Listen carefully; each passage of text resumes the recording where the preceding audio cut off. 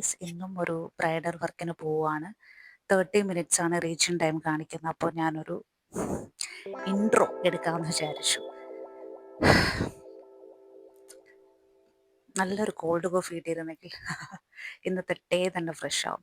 ഞാനിങ്ങനെ പോകുന്ന സമയത്ത് എനിക്ക് ഫ്രഷ് ജ്യൂസ് കിട്ടിയ ആ ഡേ ഫുള്ളും എനിക്കൊന്ന് ബെറ്ററായിട്ട് ഫിനിഷ് ചെയ്യാൻ പറ്റുമെന്ന് തോന്നുന്നു കേട്ടോ. ചില സമയത്ത് കണ്ടിന്യൂ ആയിട്ട് ഒരു കാര്യം ചെയ്യുമ്പോൾ ബോറടിക്കുമോ എന്ന് എന്നോട് ചോദിച്ചാൽ ഇല്ല.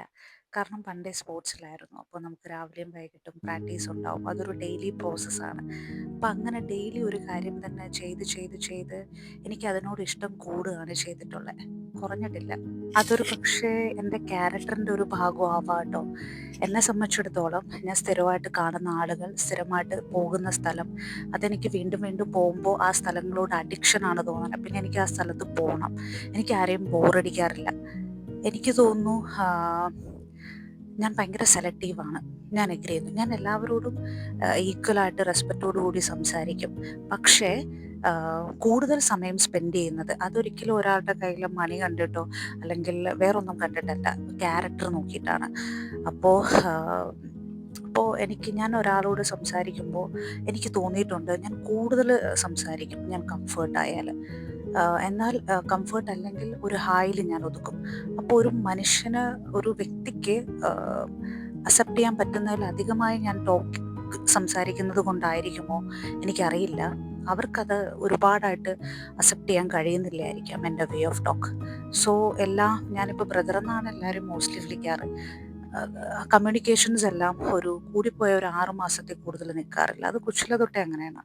പക്ഷെ അതിൽ ഈ പറയുന്നത് പോലെ ആദ്യമൊക്കെ എനിക്ക് വിഷമം തോന്നിയെങ്കിലും പിന്നെ ഞാനത് അക്സെപ്റ്റ് ചെയ്യാൻ തുടങ്ങി. യെസ്, ഓഫ് കോഴ്സ് എനിക്ക് കംഫർട്ടാണെങ്കിൽ അവരുമായിട്ട് എപ്പോഴും സംസാരിക്കുമ്പോഴും ഞാൻ ഓരോ ദിവസം കഴിയും തോറും എനിക്കതൊരു അഡിക്ഷനായി മാറുന്നു. പക്ഷെ ഓപ്പോസിറ്റ് പേഴ്സണ് ബോറിംഗ് ആയിട്ട് മാറാം. അതാണ് ഞാൻ കണ്ടപ്പോൾ എനിക്ക് മനസ്സിലായ ഒരു കാര്യം. അപ്പം നമ്മളിപ്പോൾ ഒരു സൗഹൃദം വയ്ക്കുമ്പോൾ നമ്മളെ ഡെയിലി കാണുന്നതും സംസാരിക്കുന്നതും അല്ലെങ്കിൽ എപ്പോഴെങ്കിലും കാണുമ്പോൾ കുറച്ചധികം സംസാരിക്കുമ്പോഴാണല്ലോ അതൊരു ഒരു ഒരു ഫ്രണ്ട് അല്ലെങ്കിൽ ഒരു മോർ ദാൻ ഒരു ഗുഡ് ബ്രദർ എന്നൊക്കെ നമുക്ക് പറയാൻ കഴിയും. അങ്ങനെ നമ്മൾ മോർ ആയിട്ട് ഒരാളെ കാണുമ്പോൾ ആ ആൾക്കത് ബോറിംഗ് ആയിട്ട് തോന്നുമ്പോഴാണ് അത് സ്റ്റോപ്പ് ആവുന്നത്. എനിക്കൊന്നും മെജോറിറ്റിയും they feel bore or something, I guess. ഒന്ന് തന്നെ കോൺസെൻട്രേറ്റ് ചെയ്യുമ്പോൾ എന്ന് അവരോടാണ് ചോദിക്കേണ്ടത്. ഞാൻ ജഡ്ജ് ചെയ്യുന്നില്ല. പക്ഷെ ഞാൻ കണ്ടവർ അങ്ങനെയായിരുന്നു. അതുകൊണ്ട് എൻ്റെ ബെസ്റ്റ് ഫ്രണ്ട് ഫാമിലിയാണ്. എനിക്ക് തോന്നുന്നു രാവിലെ എണീറ്റാലും വീണ്ടും എന്നെ തന്നെ കാണണം, അതിന് മുന്നേ എന്നെ തന്നെ കാണണം. ഒഴിവാക്കണമെന്ന് വിചാരിച്ചാൽ ഒഴിവാക്കാനും പറ്റൂല, വീണ്ടും വീണ്ടും കാണണം. അതാണോ എന്ന് ചോദിച്ചാൽ എനിക്കറിയില്ല. But still I am like this. Uber ഇപ്പം വരും കേട്ടോ കുറച്ചുകൂടെ കഴിയുമ്പോഴത്തേക്കും. എൻ്റെ കണ്ണ് കടഞ്ഞടഞ്ഞടഞ്ഞടഞ്ഞടഞ്ഞടഞ്ഞ് പോകുന്നു. അത് ഞാൻ ഹാപ്പിയാണ് ചെയ്യുന്നതിന്. പക്ഷെ നമ്മുടെ ബോഡിയും കൂടെ നമ്മളെ സപ്പോർട്ട് ചെയ്യണമല്ലോ, അതിൻ്റെ ഒരു ഭാഗമാണ്. നന്നായിട്ട് ഉറങ്ങി, അതുകൊണ്ട് വലിയ കുഴപ്പമില്ല.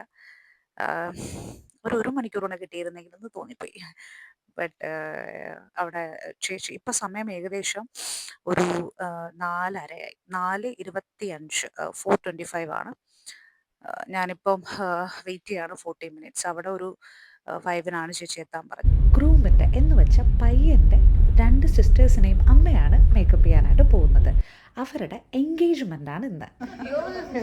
പോവാന്നല്ല, ഈ വർഷത്തെ ഏറ്റവും നല്ല ഓട്ടത്തിനുള്ള സ്റ്റാർട്ടിങ് ആണ് ഇന്ന് തുടങ്ങുന്നത്.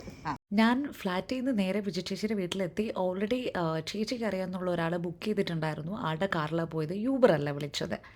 എൻ്റെ ത്രോട്ട് നല്ല പെയിനാണ്. ഞാൻ സംസാരിക്കുമ്പോൾ യൂഷ്വലി വ്ളോഗിൽ സംസാരിക്കുന്ന ഒരു വോയിസ് ആവാൻ ചാൻസ് ഭയങ്കര കുറവാണ്. ഞാൻ ചൂടുവെള്ളം കുടിച്ചിട്ട് വയ്ക്കുന്നു, വീണ്ടും കുടിക്കുന്നു. അങ്ങനെയാണ് എൻ്റെ സൗണ്ട് ഒന്ന് കറക്റ്റ് ചെയ്തെടുത്തത്. ക്ലൈമറ്റ് ചേഞ്ചിൻ്റെ ആണ്. ഭക്ഷണം കഴിക്കട്ടെ, എൻ്റെ കണ്ണ് തുറന്നിട്ട് വന്നിട്ടാണോ വെയിറ്റിംഗ്?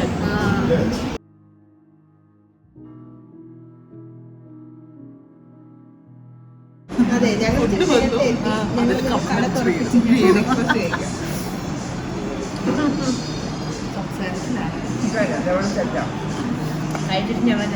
അങ്ങനെ ഗ്രൂമിൻ്റെ വീട്ടിലെത്തി.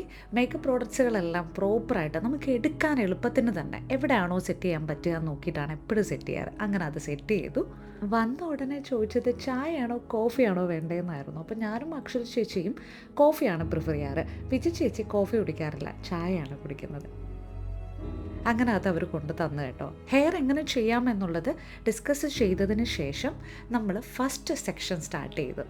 ഞാനൊരു കാര്യം ചോദിക്കട്ടെ, are you been ignored by the people around? ഒറ്റപ്പെട്ടിട്ടുണ്ട് നമ്മുടെ ജീവിതത്തിൽ ചില പ്രധാനപ്പെട്ട ദിവസം, അല്ലെങ്കിൽ നമ്മൾ തോറ്റുപോയി എന്ന് തോന്നുന്ന നിമിഷം നമ്മളെ കൂടെ ആരുണ്ട് എന്നുള്ളത് വളരെ പ്രധാനപ്പെട്ട ഒരു കാര്യമാണ്. അപ്പോൾ കല്യാണം, വിശേഷ ദിവസങ്ങൾ, സങ്കടകരമായിട്ടുള്ള ദിവസങ്ങളിൽ നമ്മളെ കൂടെ ഫാമിലി ഉണ്ടാവും എന്ന് എനിക്ക് വീണ്ടും കാണാൻ പറ്റി. ഹെയറും മേക്കപ്പും സ്റ്റൈലിങ്ങും ചെയ്യുന്നതിന് കൃത്യമായിട്ടൊരു ടൈം വേണമെന്നുള്ളത് മനസ്സിലാക്കിയിട്ട് അവർ പരസ്പരം കോർഡിനേറ്റ് ചെയ്ത് സംസാരിച്ച് നമ്മളുമായിട്ടും കോപ്പറേറ്റ് ചെയ്ത് പോകുന്നുണ്ടായിരുന്നു. അത് ഭയങ്കര ഇമ്പോർട്ടൻ്റ് ആയിട്ടുള്ളൊരു കാര്യമാണ്. സമയം കൃത്യമായിട്ട് വേണമെന്ന് മനസ്സിലാക്കി അവർ രാവിലെ തന്നെ നമ്മൾ വന്നപ്പോൾ തന്നെ അവരും പ്രിപ്പയർ ആയിരിക്കുന്നുണ്ടായിരുന്നു. സ്ത്രീകൾക്ക് 30-ന് ശേഷവും പുരുഷന്മാർക്ക് 34 വയസ്സുമാണ് കറക്റ്റായിട്ടുള്ള ഒരു മെച്യൂർഡായിട്ടുള്ള ഒരു സമയം വിവാഹം കഴിക്കണം എന്നാണ് ഞാൻ വിശ്വസിക്കുന്നത്. അതിന് മുന്നേ വിവാഹം കഴിക്കുമ്പോൾ തീർച്ചയായിട്ടും ബാഡായിട്ടുള്ള ഇൻഫ്ലുവൻസ് പുറത്തുനിന്ന് വരുന്നത് കൊണ്ട് നിങ്ങൾ റോങ് ആയിട്ടുള്ള ഒരു പാർട്ട്ണറിനെ ചൂസ് ചെയ്യാനുള്ള ചാൻസ് ഭയങ്കര കൂടുതലാണ്. ഞാനിപ്പോൾ ഈ പറഞ്ഞ ഏജിന് മുന്നേ തീർച്ചയായിട്ടും ഒരു ലവ് ഫെയിലിയർ നിങ്ങൾക്കുണ്ടാവാം. നിങ്ങൾക്ക് വളരെ ഇഷ്ടപ്പെട്ട ഒരാളുമായി നിങ്ങൾ മുന്നോട്ട് പോകുമ്പോൾ ഈഗോ ക്ലാഷസ് കാരണം ആ ബന്ധം നിന്ന് പോയിട്ടുണ്ടാവാം. ഫാമിലി സജസ്റ്റ് ചെയ്ത ഒരു പാർട്ട്ണർ മാട്രിമോണി വഴിയാകാം, അല്ലെങ്കിൽ റിലേറ്റീവ് വഴിയാകാം, ബ്രോക്കർ വഴിയാകാം. അവർ നിങ്ങൾക്ക് ഒരു കറക്റ്റ് പാർട്ട്ണറാണ് എന്ന് നിങ്ങൾക്ക് മനസ്സിലാക്കാൻ പറ്റാത്ത ഒരു സ്റ്റേജിലാവാം. എമോഷണലി അൺബാലൻസ് ആയിരിക്കും ഈ ഏജിന് മുന്നേ ഉള്ള എല്ലാ ആളുകളും, സ്ത്രീയും പുരുഷനും. അപ്പോൾ അവർ ആ ദേഷ്യത്തിൻ്റെ പുറത്തും ഈഗോയുടെ പുറത്തും എമോഷൻ്റെ പുറത്തും റോങ് ആയിട്ടുള്ള പാർട്ട്ണറിനെ ചൂസ് ചെയ്യും. പിന്നെ ഈ 30-കൾ കഴിയുമ്പോൾ സ്ത്രീയും 34 കഴിയുമ്പോഴാണ് പുരുഷൻ ചിന്തിക്കുന്നത് ഞാൻ അന്നെടുത്തത് റോങ് ആയ ഡിസിഷൻ ആണെന്ന്. പിന്നെ അങ്ങോട്ടുള്ള അവരുടെ ജീവിതം എന്ന് പറയുന്നത് കുറ്റബോധം നിറഞ്ഞതായിരിക്കും. ഒരു പക്ഷേ അവർ ചെയ്തത് തെറ്റാണ് എന്ന് റിയലൈസ് ചെയ്തിട്ട്. ഇതിനെല്ലാം സൊല്യൂഷൻ ക്ഷമ, പേഷ്യൻസ് മാത്രമാണെന്നാണ് ഞാൻ വിശ്വസിക്കുന്നത്. എത്ര വിഷമം വന്നാലും, മനസ്സ് ഇൻബാലൻസ് ആയാലും ക്ഷമയോടുകൂടി വെയിറ്റ് ചെയ്യുക എന്നുള്ളതാണ് ഇതിന് ഒരേ ഒരു വഴി.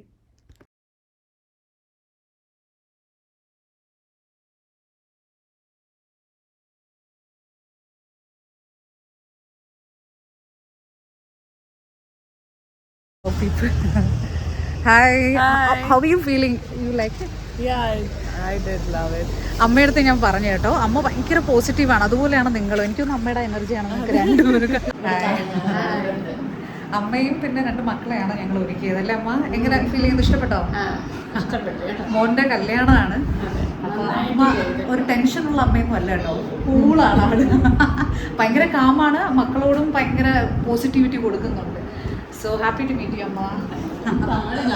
ഇവിടെ ഉണ്ട് താഴെ ഒരാൾ. ഗ്രൂം അവിടെ ഫോട്ടോഷൂട്ട് ചെയ്യുന്നുണ്ട്. എന്നാ മാരേജ് എന്നായിരുന്നു പറഞ്ഞ ഡേറ്റ്? 7th. അന്നും നമ്മളല്ലേ? ഓക്കെ. അപ്പൊ കാണാം വീണ്ടും. നെക്സ്റ്റ് ലുക്ക് കാണിക്കാട്ടോ എന്തെന്നുള്ള രീതിയിൽ വന്നിട്ട് അവര് നമ്മളെ ഒരു ഫാമിലി പോലെയോ അല്ലെങ്കിൽ ക്ലോസ് സർക്കിളുള്ള ആൾക്കാരെ പോലെ ട്രീറ്റ് ചെയ്യുമ്പോൾ We feel so happy. Yeah. Yes. Hi, thank you for your service. It was really good. Thank you. Positive presence ആയിരുന്നു. Oh, Thank you. Thank you so much. Stressful ഡേയിൽ positive ആയിട്ട് നിൽക്കാനും സഹായിച്ചു എന്നുള്ളതാണ്, help ചെയ്തു. അപ്പോൾ ഇനിയിപ്പോൾ വെഡിങ്ങിന് കാണാം. ഒരു ബിഫോർ 12:30 തന്നെ വർക്ക് കഴിഞ്ഞ് നമ്മൾ കാറിൽ കയറി. ആക്ച്വലി യൂബറിലല്ല പോയത്, കാറ് വിജയ ചേച്ചിക്ക് അറിയാവുന്ന ഒരാളെയാണ് വിളിച്ചത്. അപ്പോൾ അങ്ങോട്ട് പോയതും ഇങ്ങോട്ട് വന്നതും ആ സെയിം കാറിൽ തന്നെയാണ്. ചേട്ടൻ നമുക്ക് വേണ്ടി വെയിറ്റ് ചെയ്യുന്നുണ്ടായിരുന്നു. ഏകദേശം ഒരു ഉച്ചയൊക്കെ ആയപ്പോഴാണ് കൊച്ചി എത്തിയത്. അപ്പോൾ നമ്മൾ നല്ല ചൂടുള്ള ബിരിയാണിയൂടെ കഴിച്ചിട്ടാട്ടോ തിരിച്ച് വീട്ടിലേക്ക് പോയത്. ഈ ലോകത്ത് എന്നെ തളർത്താൻ കഴിയുന്ന ഒരേ ഒരു കാര്യമുള്ളൂ, അതെൻ്റെ ഫാമിലിയാണ്. അപ്പോൾ കുറച്ച് സങ്കടമുള്ളൊരു വീക്കായിരുന്നു ഇത്. അമ്മയ്ക്ക് കണ്ണ് വയ്യ, അപ്പോൾ സ്പെക്സ് ഇപ്പോൾ ചേഞ്ച് ചെയ്തു ഓൾറെഡി യൂസ് ചെയ്യുന്നത്. അപ്പോൾ ഐ പെയിനൊക്കെ ഉണ്ട് ഇപ്പോൾ നിലവിൽ. ചേച്ചിക്കാണെങ്കിൽ കൈ വയ്യ, അച്ഛന് ഹെൽത്ത് ഇഷ്യൂസ് ഉണ്ട് കുറച്ച് മാസങ്ങളായിട്ട്, അത് ഞാൻ പിന്നെ പറയാം. പിന്നെ ഞങ്ങളുടെ ഏഞ്ചൽ വീട്ടിലെ മാലാഖ, അപ്പോൾ ദീഷുവിനും വന്നിട്ട് മൗത്ത് ഫുള്ളും പുണ്ണായി, അത് ബേൺ ആയിക്കൊണ്ടിരിക്കുകയാണ്. അപ്പം മൊത്തത്തിൽ എൻ്റെ അത് മെൻ്റലി ഒന്ന് എഫക്റ്റ് ചെയ്യുന്നുണ്ട് കേട്ടോ. ഞാൻ സ്പോർട്സിലായിരുന്നപ്പോൾ തന്നെ ഡിസൈഡ് ചെയ്ത സ്ട്രോങ് ആയിട്ടുള്ള ഒരു കാര്യമാണ് ഫാമിലി ലൈഫും പ്രൊഫഷനും തമ്മിൽ ഒരിക്കലും മിക്സ് ചെയ്യരുത്. എന്നാൽ നമ്മുടെ പ്രൊഫഷണൽ ലൈഫും പേഴ്സണൽ ലൈഫും ഒരുപാട് വേസ്റ്റ് ആവും. കാരണം 5 hours ട്രാവൽ ഉള്ളതുകൊണ്ട് എപ്പോഴും എനിക്ക് അങ്ങോട്ടും അവർക്ക് ഇങ്ങോട്ടും വരുന്നത് ഭയങ്കര ബുദ്ധിമുട്ടുള്ളൊരു കാര്യമാണ്. അമ്മ എൻ്റെ കൂടെ ഇടയ്ക്കിടയ്ക്ക് ഉണ്ടാവാറുണ്ട്, അവർ വരാറുണ്ട്. പക്ഷേ ഈ ഒരു ലൈഫ് സ്റ്റൈലിൽ ഒരുപാട് കാര്യങ്ങൾ ഞാൻ സാക്രിഫൈസ് ചെയ്യുന്നുണ്ട്. എന്ന് വെച്ചാൽ സമയം, എത്രത്തോളം സമയമാണ് അവരുമായിട്ട് സ്പെൻഡ് ചെയ്യേണ്ടത് എനിക്ക് കഴിയാതെ പോകുന്നതെന്ന് ആലോചിച്ച് ചിലപ്പോൾ എനിക്ക് സങ്കടം വരാറുണ്ട്. ഞാൻ ഹാപ്പി ആവാൻ ശ്രമിക്കുമ്പോഴും എനിക്കത് പറ്റാത്തത് പോലെ തോന്നി കേട്ടോ ഈ ഒരു വീക്ക്. അപ്പം ഞാൻ ബൈബിൾ എടുത്ത് ഓപ്പൺ ചെയ്ത് കുറച്ച് വചനങ്ങൾ അങ്ങ് വായിക്കും, കുറച്ച് ആശ്വാസം കിട്ടും. എന്നെ സംബന്ധിച്ചിടത്തോളം എനിക്ക് വർക്ക് സ്കിപ്പ് ചെയ്യുന്ന ഇഷ്ടമല്ലാത്ത ഒരാളാണ് കേട്ടോ. എനിക്ക് വർക്ക് ചെയ്യുന്ന ഇഷ്ടമാണ്. എൻ്റെ ഫാമിലിയോടൊപ്പം തന്നെ ഈ ലോകത്തുള്ള എല്ലാ ഫാമിലിക്ക് വേണ്ടിയും എല്ലാ അച്ഛനമ്മമാർക്കും വേണ്ടിയും ഞാൻ പ്രാർത്ഥിക്കുന്നു. അവരുടെ ദീർഘായുസിനും ദീർഘാരോഗ്യത്തിനും വേണ്ടി. അമ്മേ. നല്ല ടയർഡായിരുന്നു. ചെന്ന് ഉടനെ തന്നെ ഞാൻ ഉറങ്ങിപ്പോയി. അടുത്ത വ്ലോഗ് ഉടനെ തന്നെ ഇടാം കേട്ടോ. വിചാരിക്കുന്ന പോലെയല്ല, എഡിറ്റിംഗ് കുറച്ച് പാടുള്ള പരിപാടിയാണ്. ഉടനെ തന്നെ ഇടാൻ നോക്കാം.